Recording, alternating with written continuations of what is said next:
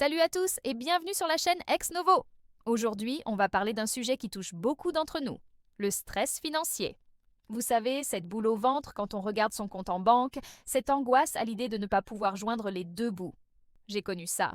Pendant des années, j'ai vécu dans une sorte de brouillard financier, jonglant avec les factures, craignant chaque dépense imprévue. C'était épuisant, mentalement et physiquement. Mais la bonne nouvelle, c'est qu'il est tout à fait possible de s'en sortir et de transformer ce stress en une véritable sérénité financière. Dans cette vidéo, je vais vous partager mon parcours, les étapes concrètes que j'ai suivies pour passer du stress permanent à la stabilité financière. Ce n'est pas une formule magique, mais une méthode réaliste que tout le monde peut appliquer. Alors, si vous êtes prêt à reprendre le contrôle de vos finances et à retrouver la tranquillité d'esprit, restez bien jusqu'à la fin. La toute première étape, et peut-être la plus difficile, a été de faire face à la réalité. On a souvent tendance à éviter de regarder nos comptes par peur de ce qu'on va y trouver. J'étais pareil. Je préférais l'ignorance, mais l'ignorance ne paie pas les factures. Alors, un jour, j'ai pris mon courage à deux mains.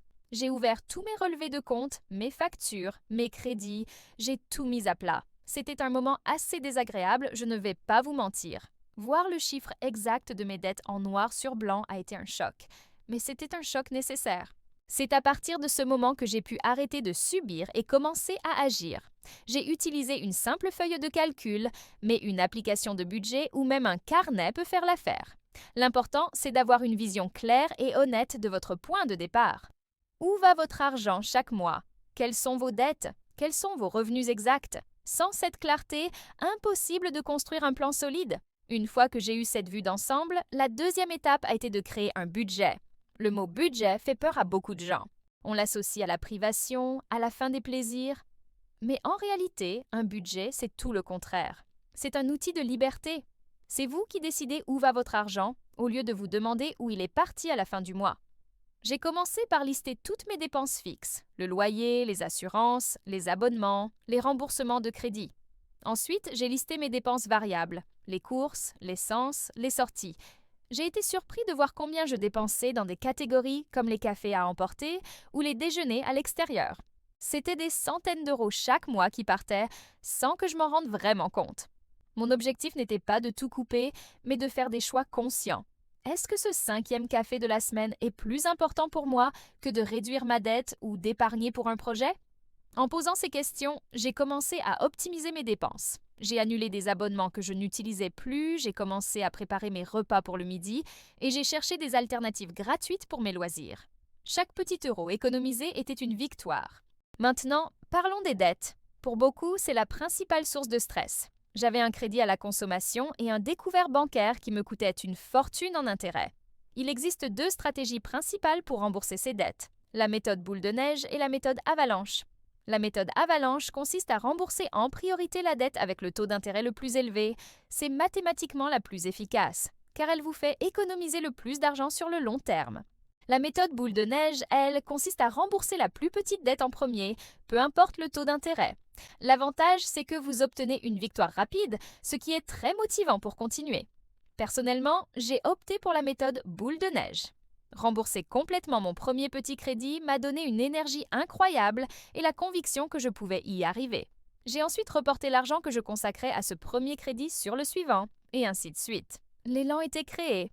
Choisissez la méthode qui vous correspond le mieux, mais l'important est d'avoir un plan et de s'y tenir, en remboursant toujours plus que le minimum requis.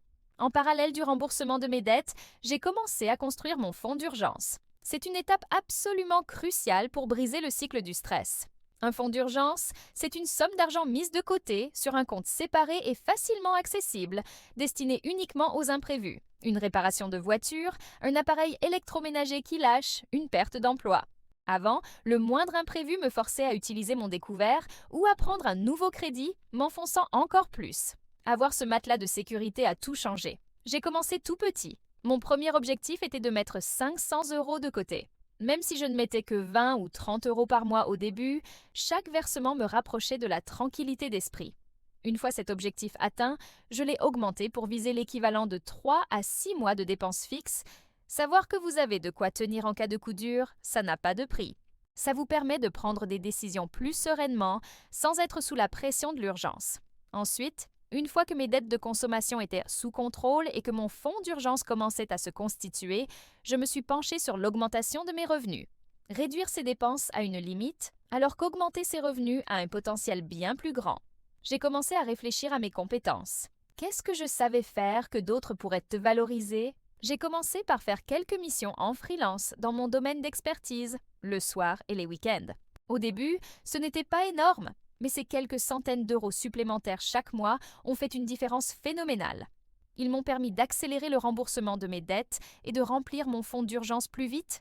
Il y a plein de possibilités. Vendre des objets dont vous ne vous servez plus, donner des cours, faire du covoiturage, se lancer dans une activité en ligne. L'idée n'est pas forcément de changer de travail, mais de trouver des sources de revenus complémentaires, même modestes, pour donner un coup de fouet à vos finances. Une étape clé de mon parcours a été de changer mon rapport à l'argent. J'ai compris que l'argent n'est ni bon ni mauvais en soi. C'est un outil qui, bien géré, peut nous apporter de la sécurité, de la liberté et la possibilité de réaliser nos projets. J'ai arrêté de voir l'épargne comme une punition, mais comme un investissement sur mon futur moi. Chaque euro que je mettais de côté était un cadeau que je me faisais pour plus tard. J'ai commencé à me fixer des objectifs financiers clairs et motivants. Un voyage, un apport pour un achat immobilier, l'indépendance financière. Avoir un pourquoi puissant rend les sacrifices du quotidien beaucoup plus faciles à accepter. J'ai aussi beaucoup lu, écouté des podcasts, regardé des vidéos sur l'éducation financière. Plus j'en apprenais, moins j'avais peur et plus je me sentais en contrôle. L'éducation était la meilleure arme contre le stress financier. L'automatisation a été mon meilleur allié dans ce processus. Le cerveau humain est faillible. On oublie, on procrastine, on cède à la tentation. Pour contourner ça, j'ai automatisé un maximum de choses. Dès que mon salaire arrivait sur mon compte, un virement automatique partait vers mon compte épargne pour le fonds d'urgence. Un autre virement partait vers un compte dédié à l'investissement. De cette façon, j'épargnais en premier avant même de commencer à dépenser. C'est le principe du « payez-vous en premier ». Je n'avais plus à y penser, ça se faisait tout seul. C'est la manière la plus simple et la plus efficace de construire son patrimoine sans effort et sans compter sur sa seule volonté. Mettez en place ces virements automatiques, même pour de petites sommes au début. Vous serez surpris de voir à quelle vitesse votre épargne peut grandir. Une fois que les bases sont solides, c'est-à-dire les dettes remboursées et le fonds d'urgence constitué, il est temps de penser à long terme et de faire travailler votre argent. C'est là que l'investissement entre en jeu. Laisser son argent dormir sur un compte courant, c'est lui faire perdre de la valeur à cause de l'inflation. J'ai commencé à m'intéresser à la bourse, aux assurances-vie, aux ETF. Au début, ça me semblait hyper complexe. Mais j'y suis allée pas à pas. J'ai commencé par investir de petites sommes régulièrement, tous les mois, pour lisser le risque. L'idée n'est pas de devenir un trader et de chercher le coup du siècle, mais d'adopter une stratégie d'investissement passive et diversifiée sur le long terme. C'est ce qu'on appelle l'effet boule de neige des intérêts composés. Votre argent génère des intérêts, qui eux-mêmes génèrent un désintérêt. C'est le moyen le plus puissant de se construire un patrimoine et d'atteindre la liberté financière. N'hésitez pas à vous faire accompagner par un conseiller si vous ne vous sentez pas à l'aise. Enfin, la dernière étape, et non la moindre, c'est la patience et la bienveillance envers soi-même.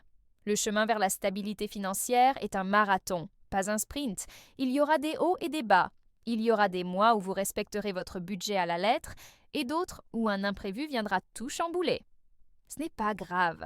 L'important, ce n'est pas d'être parfait, c'est d'être persévérant. Ne vous blâmez pas pour vos erreurs passées. Célébrez chaque petite victoire. Une dette remboursée, un objectif d'épargne atteint, une semaine sans dépenses superflues. J'ai appris à revoir mon budget régulièrement, tous les mois, pour l'ajuster à ma situation. C'est un document vivant. Soyez flexible. Le but n'est pas de vivre une vie d'asset, mais de trouver un équilibre qui vous convient, un équilibre entre le plaisir présent et la sécurité future. Le stress financier peut être écrasant, mais rappelez-vous que chaque petit pas dans la bonne direction compte. Vous avez le pouvoir de changer votre situation. Voilà, c'était mon parcours, du stress constant à la sérénité financière.